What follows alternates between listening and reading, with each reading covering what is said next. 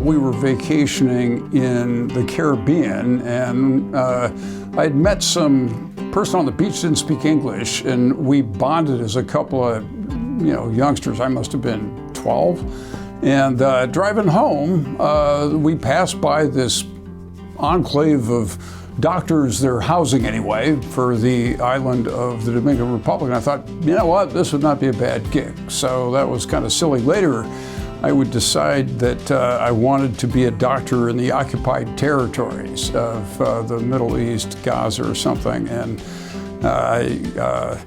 I had kids by the time I was done with all of my training and abandoned that, spent a year on the reservation, and have been here ever since I was done with all that.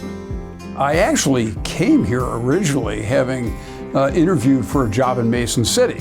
And the guy I was in competition for with this job in Mason City, the guy who got the job, a guy with a few years of experience, had come from McFarland Clinic. That was my good fortune because I thought, geez, he left a hole in Ames, Iowa. I called the McFarland Clinic. They just posted the ad, or they were in the process. It had not even, been an open thing. I'm like, I'm at Northwestern. I'm training in allergy. That was how I ended up here. I'm from Des Moines. My parents, who were alive at the time, were there still, and this was a perfect location and amongst the best decisions I've made in my life to come here. This is a physician-run organization with the responsibility that all that includes on the shoulders of the doctors. I feel very strongly that the greatest strength of this clinic was and remains its physician control. My first day on the job with Dr. Nassif, he told me about the 3 A's. I think this is a